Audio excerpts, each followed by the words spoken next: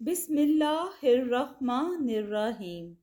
السلام علیکم دوستو، آج میں آپ کے لیے ایک بہت ہی شاندار اور خوبصورت کہانی لے کے آئی ہوں۔ لیکن کہانی شروع کرنے سے پہلے میری آپ سے گزارش ہے، اگر آپ میرے چینل پر نئے ہیں تو اسے سبسکرائب کیجئے اور بیل نوٹیفیکیشن کو بھی آن کر دیں تاکہ دلچسپ اور بہترین کہانیوں کا سلسلہ بر وقت آپ کو ملتا رہے۔ علی شار اور زمرد کی کہانی۔ خرامہ میں ایک تاجر تھا جس کا نام مجد الدین تھا۔ 60 سال کی عمر تک اس کے ہاں کوئی اولاد نہیں ہوئی۔ جب سب امیدیں ختم ہو گئی تو خدا نے اپنی رحمت کی، اس کے ہاں ایک لڑکا پیدا ہوا جس کا نام علی رکھا۔ علی شار بڑا ہو کر یہ لڑکا چاند جیسا خوبصورت نکلا، لیکن ادھر بیٹا جوان ہوا، ادھر باپ موت کے مرض میں مبتلا ہو گیا۔ باپ نے بیٹے کو بلا کر کہا، میں تجھے وصیت کرتا ہوں کہ کسی شخص سے زیادہ میل جول مت رکھنا، برے دوستوں سے بچنا، فضول خرچی نہ کرنا، کیونکہ جو شخص فضول خرچی کرتا ہے آدمی کی عزت اس کے مال سے ہے۔ شراب پینے سے بچنا، کیونکہ یہ تمام برائیوں کی جڑ ہے۔ اتنا کہہ کر وہ بے ہوش ہو گیا اور دنیا کو چھوڑ دیا۔ اس کا بیٹا علی شار بہت غمگین تھا۔ تھوڑے دنوں کے بعد اس کی ماں کا بھی انتقال ہو گیا۔ ماں باپ کے سوگ سے فارغ ہو کر وہ اپنی دکان پر بیٹھ گیا اور خرید و فروخت کرنے لگا۔ 1 سال تک اپنے باپ کی وصیت پر عمل کیا۔ اس کے بعد بد چلن عورتوں کے لڑکے دھوکے سے اس کے پاس پہنچے اور دوست بن گئے، یہاں تک کہ اس کے ساتھ وہ بھی بد چلنی کی طرف مائل ہو گیا۔ شراب پینے اور حسین عورتوں کے پاس صبح و شام جانے لگا، رات فضول خرچی اور عیاشی کرنے لگا۔ آخر باپ کی ساری کمائی ختم ہو گئی۔ پھر اپنی دکان اور دوسری جائیداد بیچنی شروع کر دی۔ اس کے بدن پہ ایک لباس کے سوا کچھ نہ رہا۔ جب اسے ہوش آیا تو پچھتانے لگا۔ ایک دن جب صبح سے عصر تک اس نے کچھ نہ کھایا اور اپنے دل میں کہنے لگا، آؤ لوگوں کے پاس چلے جن پر اپنا مال خرچ کرتا رہا۔ وہ ایک ایک کے پاس گیا، لیکن جس کا دروازہ کھٹکھٹاتا تو وہ چھپ جاتا، یہاں تک کہ بھوک نے اسے بے تاب کر دیا۔ اب وہ سوداگروں کے بازار سے ہو کر گزرا۔ دیکھتا کیا ہے کہ لوگ حلقہ باندھے کھڑے ہیں اور ایک لڑکی کھڑی ہوئی ہے، قد و قامت مناسب، رخسار گلاب کے پھول، سینہ بھرا ہوا۔ اس لڑکی کا نام زمرد تھا۔ علی شار کی نظر اس پر پڑی تو وہ اس کا حسن و جمال دیکھ کر حیران رہ گیا اور اپنے دل میں کہنے لگا کہ جب تک میں دیکھ نہ لوں کہ اس کے کتنے دام لگتے ہیں اور اسے کون خریدتا ہے، آگے نہیں بڑھوں گا۔ اب دلال نے کنیز کے پاس کھڑے ہو کر کہنا شروع کیا کہ تم میں سے کون اس پر پہلی بولی دینا چاہتا ہے؟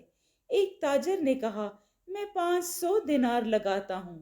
ایک بوڑھے شخص نے جس کا نام رشید الدین تھا اور بدصورت تھا 600 دینار لگائے۔ دوسرے نے کہا کہ 610۔ بوڑھا بولا پورے 1000۔ یہ سن کر دوسرے تاجر پیچھے ہٹ گئے۔ دلال نے لڑکی کے مالک سے مشورہ کیا۔ اس نے کہا کہ میں اسے اس شخص کے ہاتھوں بیچوں گا جسے وہ خود پسند کرے گی۔ لڑکی نے اس کی طرف آنکھ اٹھا کر دیکھا اور کہا کہ میں اس بوڑھے کے ہاتھ بکنا نہیں چاہتی جو بڑھاپے میں کھوسٹ ہو گیا ہے۔ ایک اور شخص نے آگے بڑھ کر کہا کہ میں بھی وہی دام لگاتا ہوں جو اس بوڑھے نے لگائے تھے۔ اس پر وہ راضی نہیں ہوئی۔ کنیز نے کہا کہ اس کی داڑھی میں خضاب لگا ہوا ہے، اس طرح اس نے بڑھاپے کا منہ کالا کر دیا ہے۔ دلال نے کہا کہ حاضرین میں تجھے کون پسند ہے تاکہ میں تجھے اس کے ہاتھ بیچ ڈالوں۔ یہ سن کر لڑکی نے سب پر ایک نظر ڈالی۔ اس کا دل علی شار پر آ گیا۔ लड़की का मालिक अलीशार के पास गया कि इस लड़की को खरीद ले, क्योंकि इसने तुझे ही पसंद किया है। ये सुनकर अलीशार अपने दिल में कहने लगा कि इस वक्त तो मेरे पास खाने के दाम भी नहीं, लेकिन ताजरों के सामने अपनी गुर्बत का इजहार मुनासिब नहीं। लड़की से कहा कि तू मुझे क्यों खरीदना चाहती है? अली कहने लगा, तू 1,000 दिनार में महंगी है। वो कहने लगी, तू जितने में चाहे मुझे खरीद ले। इसने जवाब दिया कि मेरे पास 100 दिनार भी नहीं। जब लड़की को मालूम हुआ कि इसके पास कुछ भी नहीं, तो इसने कहा कि मेरा हाथ पकड़कर मुझे एक कोने में ले चल। वहां पहुंचकर लड़की ने अपनी जेब से एक थैली निकाली जिसमें 1,000 दिनार थे और कहने लगी कि इसमें से 900 दिनार मेरी कीमत दे, बाकी 100 दिनार अपने पास रख ताकि वो तेरे काम आए। लड़की इसके घर पहुंची तो देखा कि घर में ना बिछाने को कुछ है और ना बर्तन। लड़की ने 1,000 दिनार देकर कहा कि बाजार जाकर 300 दिनार के बर्तन खरीद और हमारे लिए खाने पीने की चीजें मुहैया कर। फिर इसने कहा कि एक पर्दे का रेशमी कपड़ा और 7 रंग का रेशम ला कर दे। ये चीजें आ गईं तो लड़की ने घर में बिछोना बिछाया। ये दोनों बैठकर खाने पीने लगे, फिर सुबह तक लिपट कर सो गए। अब लड़की ने अपना काम शुरू कर दिया। पर्दा लिया और रंग बरंग के रेशमी धागों से इसे काढ़ा, फिर इसके किनारों पर परिंदों की शक्लें काढ़ी। 8 दिन के बाद इसने इसे काटा छांटा, फिर इस्त्री करके अपने आका को देकर कहा, इसे बाजार ले जाकर 50 दिनार में बेच डाल। इसने पर्दे को एक ताजर के हाथ बेच डाला। अली ने इस रकम से कपड़ा, रेशम और खाने की जरूरी चीजें खरीदी। लड़की के पास आ गया और बाकी दाम इसके हवाले किए। इस तरह हर 8वें दिन वो अपने शोहर को एक पर्दा देती और वो इसे 50 दिनार में बेच डालता। पूरे 1 साल तक यही तरीका रहा। अब एक रोज पर्दा लेकर बाजार गया और इसे एक दलाल के सपुर्द किया तो एक एसाई ने आगे बढ़कर इसे 60 दिनार देना चाहे, लेकिन अली ने इनकार कर दिया। एसाई ने इसकी कीमत 100 दिनार तक पहुंचा दी और दलाल को भी 10 दिनार रिश्वत में देने को कहा। दलाल अली शार के पास आकर इसे फुसलाने लगा कि वो इस दाम पर एसाई के हाथ बेच डाल और कहा कि इससे तुझे कोई नुकसान नहीं होगा। आखिर इसने डरते डरते पर्दा एसाई के हाथ बेच डाला और दाम लेकर घर की तरफ रवाना हो गया। मगर इसने देखा कि एसाई पीछे पीछे चला आ रहा है। अली ने इससे पूछा कि तू मेरे पीछे क्यों लगा हुआ है? इसने जवाब दिया कि गली के इस सिरे पर मुझे एक काम है। जब अली शार घर पहुंचा तो इसने देखा कि एसाई भी इसके साथ है और कहने लगा, यहाँ कहीं मैं जाना चाहता हूँ तो तुझे अपने साथ क्यों पाता हूँ? इसने कहा कि मैं प्यासा हूँ, मुझे एक चुल्लू भर पानी पिला दे। और घर के अंदर गया और पानी का कूजा उठा लाया और इसकी कनीज जमुरुद ने इसे देख लिया और कहने लगी कि क्या तू पर्दा बेच आया? इसने कहा हाँ। फिर इसने सारा वाकया बयान किया। जब वो कूजा लेकर बाहर आया तो देखा कि एसाई दहलीज से अंदर आ चुका है। इससे कहने लगा, तो तू किस तरह मेरी इजाजत के बगैर मेरे घर के अंदर आया? इसने कहा, यहाँ से निकलते एक कदम आगे ना बढ़ूंगा। वो पानी पीने के बाद भी वापस नहीं गया और कहा कि मुझे खाना भी खिला दे। अली शार ने कहा कि अब अपना रास्ता ले, मेरे पास इस वक्त कुछ नहीं है। एसाई ने कहा कि अगर घर में कुछ नहीं है तो ये 100 दिनार और बाजार से कोई चीज खरीद लो, ख्वाह वो एक रोटी ही क्यों ना हो, ताकि मेरे और तेरे दरमियान रोटी और नमक का ताल्लुक कायम हो जाए। अली शार कहने लगा, यहीं बैठा रह और इंतजार कर। इसने कमरा बंद करके कुफल डाला اور بازار جا کر پنیر، شہد، کیلے اور روٹی خرید کر لے آیا۔ ایسائی نے جب یہ چیزیں دیکھی تو کہنے لگا، میں اکیلا ہوں، تو بھی میرے ساتھ کھا۔ اگر میزبان اپنے مہمان کے ساتھ نہ کھائے تو وہ حرام کی اولاد ہے۔ یہ سن کر علی شار بیٹھ گیا اور اس کے ساتھ تھوڑا سا کھانا کھایا اور چاہتا تھا کہ ہاتھ اٹھا لے۔ ایسائی نے ایک کیلا چیر کر اس کے دو ٹکڑے کیے اور اس میں بھنگ کاست اور افیون کا جوہر ملایا۔ بعد ازاں اس نے کیلے کے اس ٹکڑے کو شہد میں ڈبو کر کہا، تجھے اپنے دین کی قسم، اسے کھا لے۔ علی شار کو اس کی بات سے شرم آئی کہ کہیں اس کی قسم نہ ٹوٹ جائے اور کیلے کے ٹکڑے کو نگل لیا۔ جو ہی وہ اس کے پیٹ میں پہنچا تو اس کا سر گھومنے لگا اور آنکھیں بند کر کے ایسا لیٹا گویا ایک عرصے سے سو رہا ہو۔ جب عیسائی نے دیکھا تو وہ چابی لے کر دوڑتا ہوا اپنے بھائی کے پاس پہنچا اور اس سے سارا ماجرا بیان کیا۔ اس عیسائی کا بھائی وہی بوڑھا تھا جس نے اس کنیز کے 1000 دینار لگائے تھے اور جسے لڑکی نے دھتکار دیا تھا۔ وہ بظاہر مسلمان تھا، اس نے اپنا نام رشید الدین رکھ چھوڑا تھا۔ جب کنیز نے اسے منظور نہ کیا تو وہ جل اٹھا اور اس نے بھائی سے شکایت کی، جس نے وعدہ کیا کہ میں کسی نہ کسی ہیلے سے اس لڑکی کو علی شار کے پاس سے لے آؤں گا۔ اس کا نام برسوم تھا۔ وہ بڑا چالاک اور دھوکے باز تھا۔ وہ چلتا پرزا تھا۔ اس روز کے بعد وہ برابر اس کی تاک میں لگا رہا کہ دھوکے سے اس لڑکی کو اڑا لے جائے۔ چنانچہ اس کا داؤ چل گیا۔ پھر بھائی خچر پر سوار ہو کر اپنے غلاموں کو لے کر اس کے ساتھ علی شار کے گھر روانہ ہو گیا اور اپنے ساتھ ہی 1000 دینار کی تھیلی لے لی تاکہ اگر کوتوالی کا سامنا ہو جائے تو اس کی مٹھی گرم کر سکے۔ علی شار کے مکان پر پہنچ کر اس نے کمرہ کھولا اور لڑکی کو زبردستی پکڑ کر کہا کہ اگر تو نے آواز نکالی تو ہم تجھے قتل کر دیں گے۔ علی شار کو دہلیز پہ سوتا چھوڑ کر اس کے پاس چابی رکھ کر دروازہ بند کر دیا۔ پھر عیسائی لڑکی لے کر اپنے محل پہنچا تو اسے اپنی کنیزوں کے حوالے کر کے کہا، میں وہی بوڑھا ہوں جس کو تو نے قبول نہیں کیا تھا بلکہ میرا مذاق اڑایا تھا۔ دیکھ اب میں نے تجھ کو دیناروں کے بغیر لے لیا۔ یہ سن کر لڑکی کی آنکھوں سے آنسو بہنے لگے۔ بوڑھے عیاش نے کنیزوں سے کہا کہ اسے لٹاؤ اور اسے بے رحمی سے مارتا رہا۔ جب بوڑھا اپنے دل کی بھڑاس نکال چکا تو اس نے کنیزوں سے کہا کہ اسے باورچی خانے میں پھینک آؤ۔ ادھر علی شار دوسرے دن تک پڑا سوتا رہا۔ جب بھنگ کا اثر جاتا رہا تو اس نے آنکھیں کھول دی، پھر زور سے آواز دی، اے زمرد، تو کہاں ہے؟ اٹھ کر کمرے میں گیا، کوئی جواب نہ ملا۔ وہ سمجھ گیا کہ اس کے ساتھ یہ حرکت اسی عیسائی نے کی ہے۔ پھر اپنی حماقت پر اپنے کپڑے پھاڑ ڈالے، پتھر ہاتھ میں لے کر شہر میں چکر لگانے شروع کر دیے۔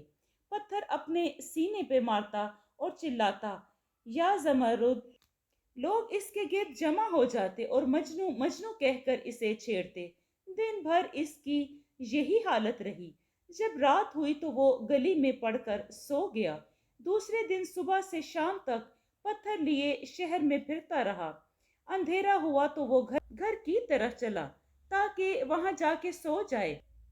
اتنے میں ایک پڑوسن کی نظر اس پر پڑی اور کہا کہ تو کب سے مجنوں ہو گیا؟ علی شار نے ساری داستان کہہ سنائی جو برسوم عیسائی کے ہاتھوں اس پر گزری تھی۔ بڑھیا نے کہا، بیٹا جا کر ایک پٹارا خرید لا اور کنگن، انگوٹھیاں اور بالیاں اور ایسی چیزیں اکٹھی کر جو عورتوں کی پسندیدہ ہوں۔ میں بساتن کا بھیس بدل کر اسے اپنے سر پر رکھوں گی، گھر گھر جا کر لڑکی کو تلاش کروں گی اور اس کا پتہ لگا کر رہوں گی۔ جب بڑھیا کے پاس یہ تمام چیزیں آ گئیں تو اس نے پھٹے پرانے کپڑے پہنے، نقاب سر پہ ڈالی، نقاب کو چہرے پہ ڈالا اور पटारा उठाकर गलियों गलियों घर घर चक्कर लगाने लगी।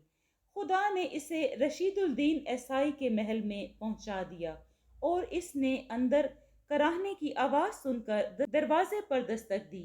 एक कनीज ने आकर दरवाजा खोला। बुढ़िया ने कहा कि मेरे पास छोटी मोटी जरूरत की चीजें फरोख्त के लिए हैं। कनीज इसे घर के अंदर ले आई। फिर तमाम कनीजें इसके पास जमा हो गईं और हर एक ने कुछ न कुछ खरीदा। बुढ़िया मकान में इधर उधर देखती रही, कराहने वाली कहाँ है। यकायक इसकी नजर इस पर जा पड़ी। गौर करने पर मालूम हुआ कि जमरुद बंधी पड़ी है। इसे पहचान कर कनीजों से कहा कि ये लड़की कौन है। कनीजों ने सारा वाकया बयान किया और कहने लगी कि हमने अपनी मर्जी से ऐसा नहीं किया, बल्कि ये हमारे मालिक का हुक्म है और वो आजकल सफर पर गया हुआ है। बुढ़िया ने कहा, इस बेचारी के रस्से खोल दो, खुदा तुम्हें इसका अजर देगा। फिर उन्होंने जमरुद की मशकें खोल दी। फिर वो जमरुद के पास गई और चुपके से बोली कि मैं तेरे आका अली शार के पास से आई हूँ, और इससे कहा कि कल रात जागती रहना। तेरा आका यहाँ आकर महल की चौकी के पास सीटी देगा और इसे सुनकर तू भी सीटी देना।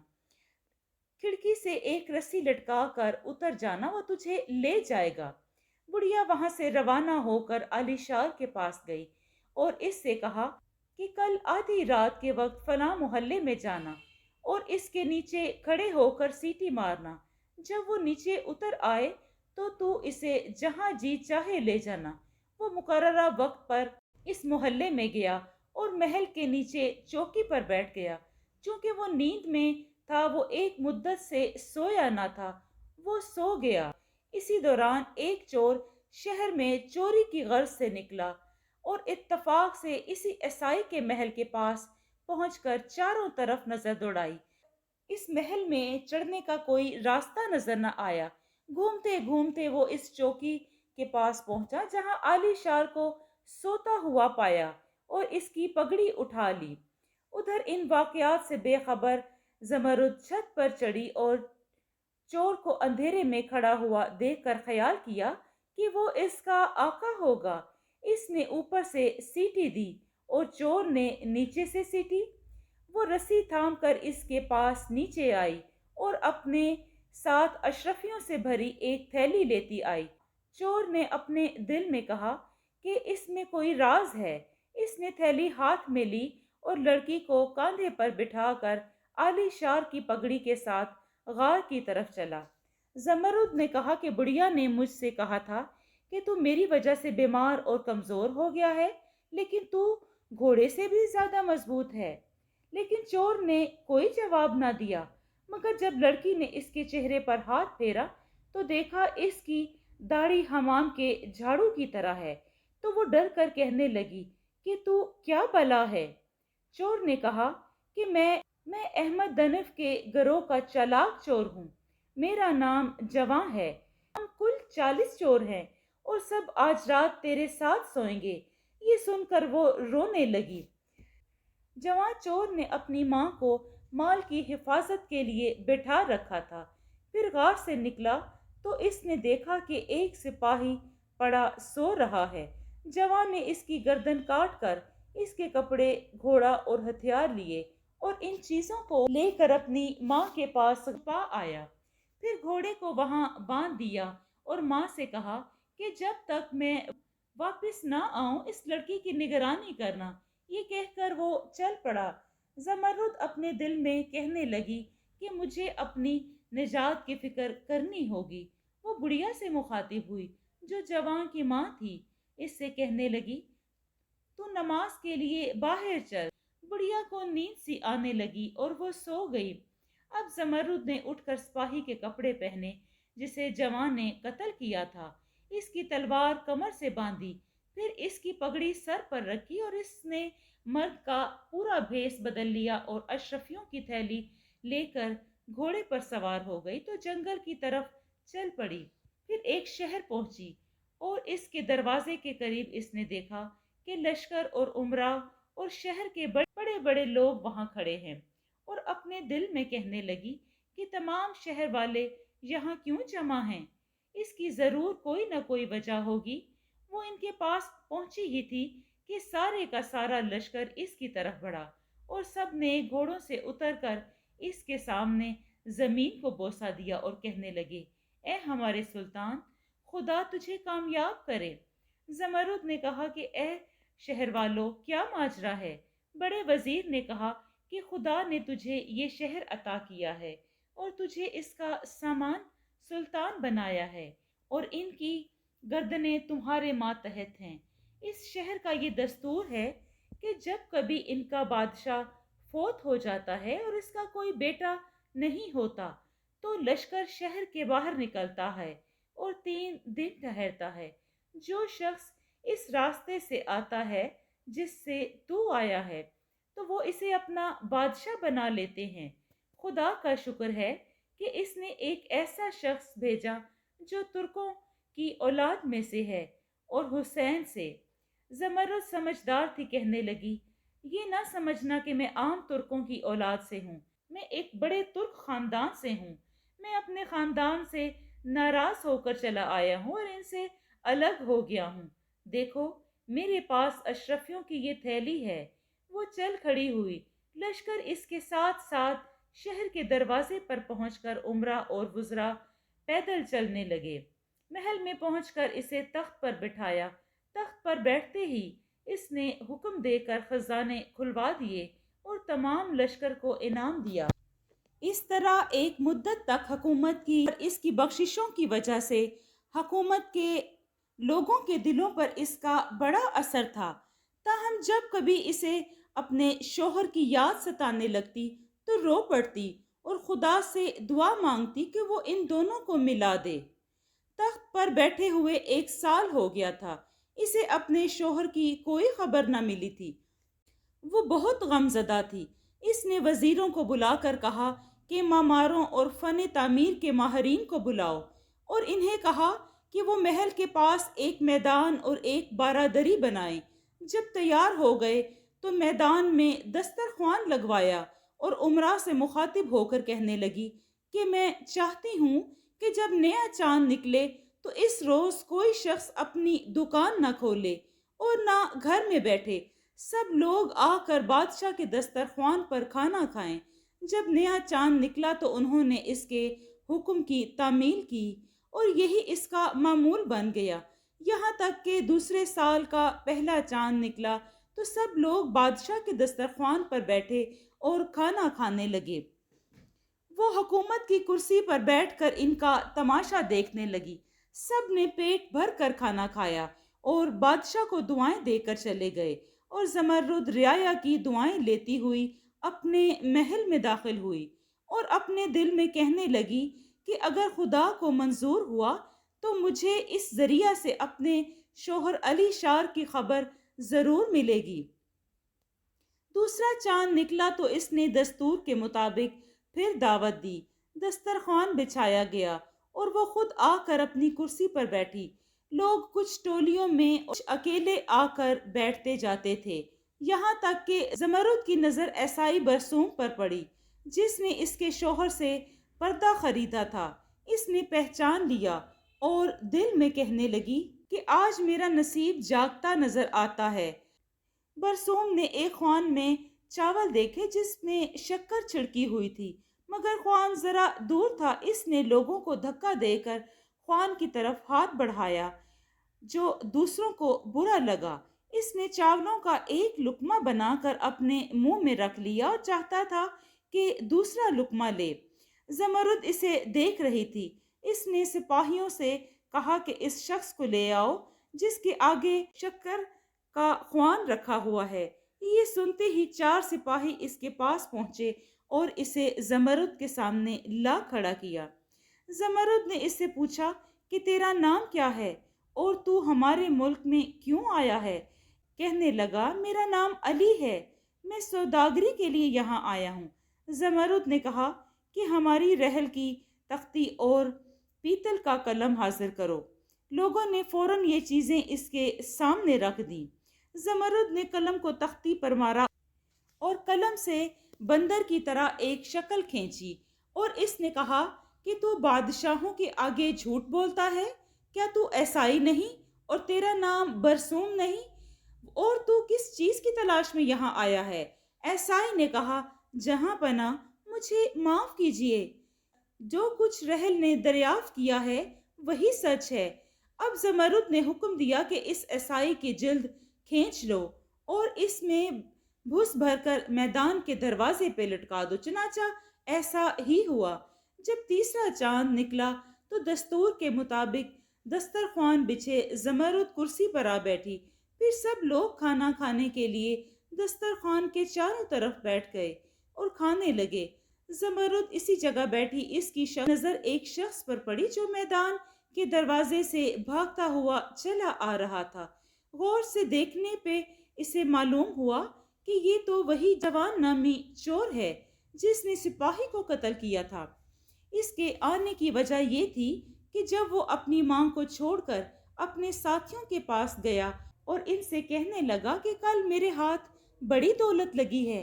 पहले तो इसने एक सिपाही को कत्ल करके इसका घोड़ा ले लिया। दूसरा, इसी रात मुझे अशरफियों से भरी एक थैली मिली और एक लड़की भी जिसकी कीमत थैली की अशरफियों से भी ज्यादा थी।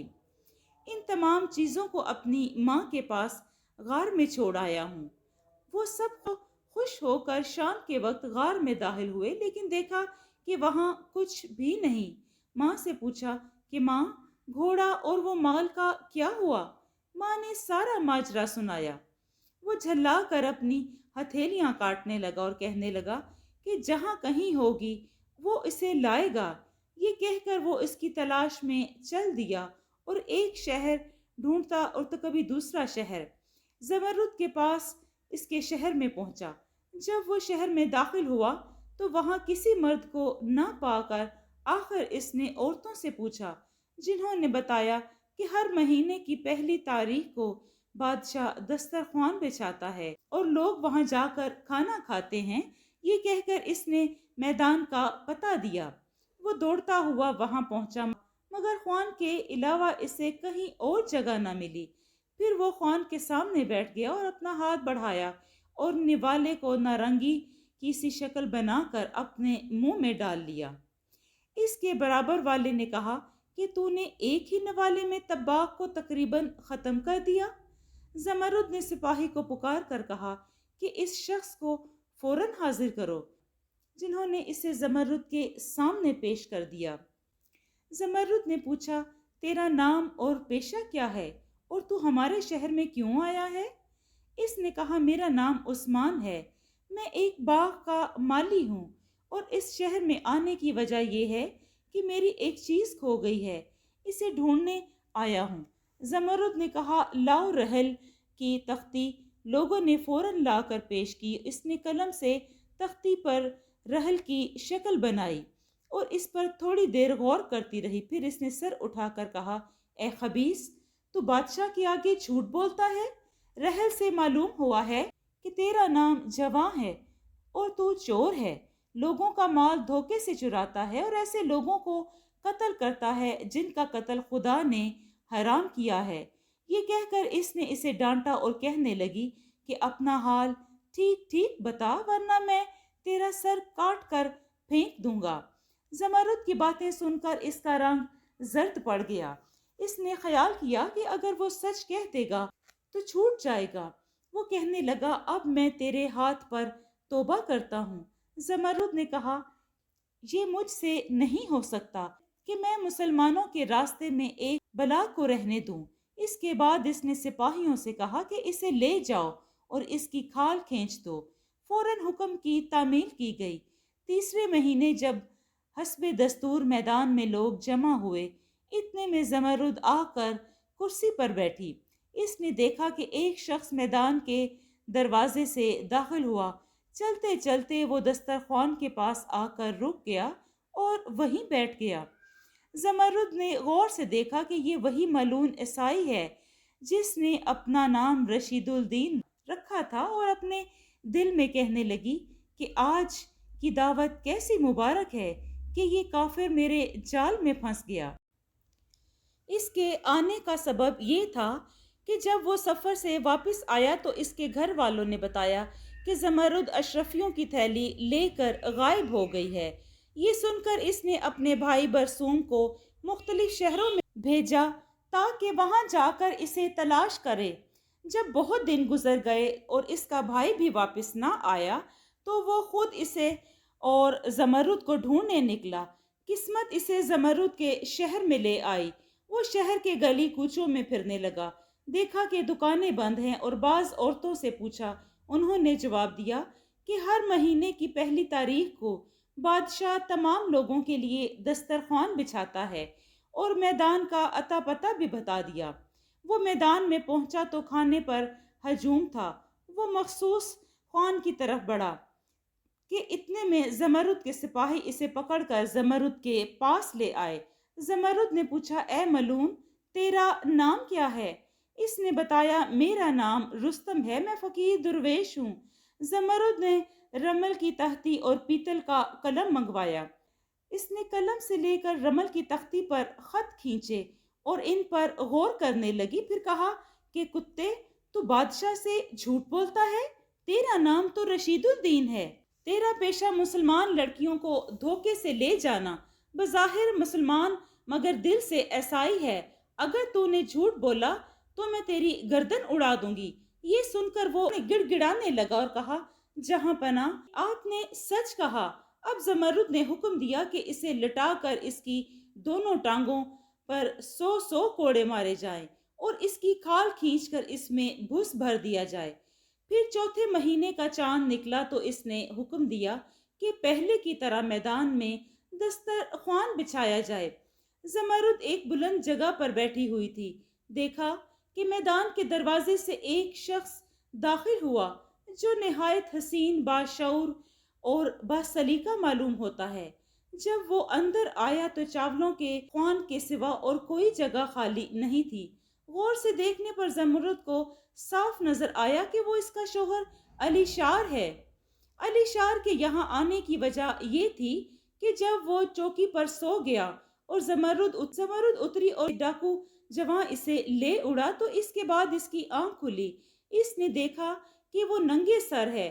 اسے یقین ہو گیا کہ سوتے میں کسی نے اس کا عمامہ اتار لیا ہے۔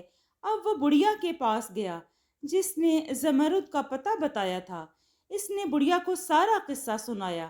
بڑھیا نے کہا کہ ٹھہر، میں ابھی جا کر خبر لاتی ہوں۔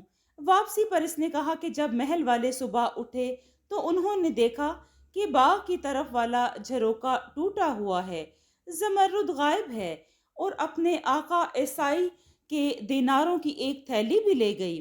پھر وہ سفر پر روانہ ہو گیا۔ چلتے چلتے زمرد کے شہر میں پہنچا اور میدان میں کھانے پر بیٹھ گیا۔